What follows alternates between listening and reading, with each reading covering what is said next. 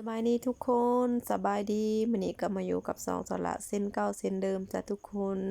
สระก็บ่ได้เฮ็ดคลิปมาตั้งว่า3-4เดือนเลยเนาะอาจจะได้ประมาณนั้นแหละสระบ่มีเวลาเฮ็ดคลิปเนาะทุกคนมื้อนี้สระก็สิมาเปิดโต้เปิดใจใหม่ว่าซ่านสระก็ห่างเหินจากการเฮ็ดคลิปมาดนขนาดเลยมื้อนี้สระก็มาเปิดคลิปที่สระมาเฮ็ดสวนผักจ้ะทุกคนมาเริ่มต้นใหม่เด้อ ฝากกดไลค์ฝากกดแชร์กดติดตามให้สระแหน่แล้วก็เข้ามาเบิ่งคลิปสระคือเก่าเด้อทุกคนเด้อฝากเนื้อฝากตัวใหม่น้องใหม่ว่าซ่าน มาเฮาก็สิมาฮดพักมื้อนี้เนาะมาด้วยคลิปที่ฮดพักจังใดก็อย่าฟ้าวลืมสระเด้อเห็นคลิปสระเด้งก็เข้าไปเบิ่งคือเก่าเด้อทุกคนวันนี้เฮาก็มาด้วยความแบบบรรยากาศดีๆเลยเนาะมาลงหัวลงสวนเฮาจ้ะทุกคนมาใส่พุ่นคอกพุ่นหยังให้ผักเฮาเนาะเพราะว่าสระปลูกผักแบบธรรมชาติมากเลยทุกคนบ่ได้ใส่สารเคมีอีหยังเลยได้ผักกาดของสระเห็นมันเขียวงามทุ่มจังซี่ก็สระก็แบบว่าเฮาใส่พุ่นคอกหั้นนะสระมักจะใส่ขี้แบะขี้งัวขี้เป็ดขี้ไก่ไปซ่านะทุกคนนี่เฮาก็มาหดด้วยน้ำสะอาดปลอดสารพิษน้ำประปาพุ่นเด้ทุกคนสิธรรมดาบ่เฮาก็เปิดน้ำก๊อกไปเลยสิจ๊ะเปิดน้ำก๊อกไปเลยเฮาก็มาหดผักของเฮาผักของเฮาก็กำลังแบบเริ่มเขียวสวยเลยนะทุกคนผักบงของเฮาก็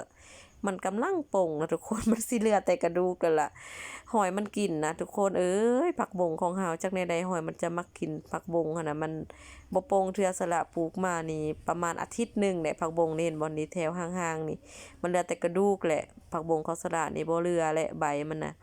นี่เฮามาเบิ่งที่ผักของสละตันโตบ่ต้องเบิ่งดอกผักบงทุกคนมันเป็นจังได๋บ่ฮู้มันบ่งามเนาะผักบงก็เลื่อนผ่านไปเลยสิจ๊ะพาทุกคนมารับชมบรรยากาศอยู่สวนของสละนี่อันนี้ก็จะเป็นขาเด้อจ้ะสละมีขาเยอะมากเลยเท่ากับขาของสละนี่แหละสละก็มีขาหลายขนาดเลยจักค่าไฟค่าน้ำค่านู่นค่านี่หั่นนะทุกคนนี่จะเป็นสวนผักของสละเด้อจะเบิ่งผักบงนี่คือเราบ่ได้ตัวอะไรทุกคนจะเบิ่งบ่มีฮอดใบเลยอันนั้นหอยลายมันกินนะหอยตัวหลายๆนะทุกคนมันมักมากินแล้วก็มีแมงบงนำเนาะมันกินผักบงของสละก็สิมาฮดผักมื้อนี้นะทุกคนบรรยากาศโคตรดีเลยอยู่บ้านสละซุมื้อนี้เนี่ยอากาศมันเย็นนะทุกคนยามแลงๆจังซี่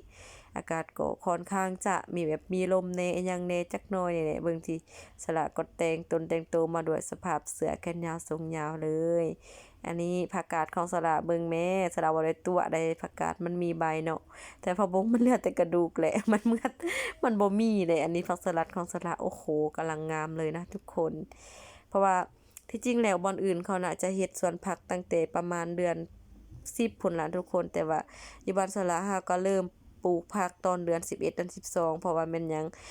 อยู่บ้านเฮานี่ฝนตกตลอดเลยเนาะทุกคนช่วงเกี่ยวข้าวก็ฝนตกตลอดเลยอยู่บ้านสะดานะตกแท้ตกว่านะทุกคนตกจนแบบซ้ำว่าเดือน6เดือน7พุ่นละฝนลิ้นตลอดเลยแหละออกจากเรือนจนสิบ่ได้นะทุกคนไปไสก็ได้กางคันโทมมาฮอดซุมื้อนี้นี่ก็อากาศเริ่มจะแบบว่าค่อนข้างหนาวเย็นเลยป๊าดมาเว้าเรื่องผักกาดกันต่อทุกคนจะเบิ่งสละสะออนผักกาดของตัวเองเนี่ย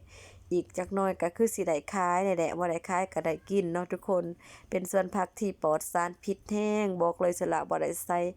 ปุ๋ยหรอกปุ๋ยเร่งอีหยังนะทุกคนคันปุ๋ยเร่งเฮาใส่ปุ๋ยเร่งเฮาสิสังเกตผักของเฮามันสิเติบโตแบบว่ามันใหญ่ส่ำกันจะเบิ่งอันนี้นี่มันใหญ่บ่เท่ากันเด้อโตมันใหญ่มันก็ใหญ่โตน้อยมันก็ยังน้อยแบบว่ามันกินอาหารบ่เพียงพอว่าซั่นเพราะว่าสละก็ใส่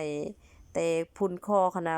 บางทีโตมันบ่มักกินพุนคอก็มีแต่มันก็บ่ใหญ่จักเทื่อนะมีแต่มันยังแบบบ่ส่ำกันโตมันใหญ่ก็ใหญ่แท้ใหญ่ว่าอันนี้นี่2แปลงนี่คือมันใหญ่แหละ อันนั้นก็คือพี่เอื้อยของเฮาเด้อเพิ่นกำลังสิหว่านในผักกาดใหม่แหละผักกาดก็เป็นผักกาดไร่ได้เฮาปลูกนี่บ่ได้ซื้อมาแต่ตลาดเด้อทุกคนแบบว่าเฮาปีนี้หั้นนะบ่ได้ซื้อแต่ตลาดในผักกาดหั้นเฮาเอาแบบว่าไปปลูกอยู่ไร่จั่งซี้แล้วก็มีในอิหยังเฮาก็เก็บมาไว้มาปลูกมาใส่นี่ผักบัวอะไรทำไมก็มีเยอะมากเลยนะที่สวนสละนี่สละปลูกทุกอย่างเลยสิกินได้เนาะจะเป็น ผักบงผักกงผักกาดอีหยังอะไรทำไมเยอะมากทุกคนแบบ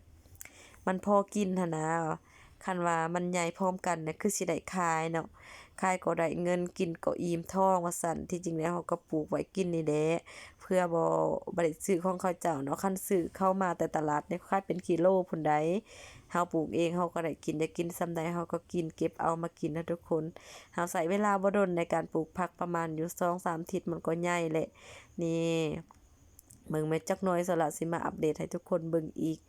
นี่ตอนนี้เราก็มาอัปเดตได้ซ้ำนี้นะทุกคนเนอะนี่จะเป็นผัก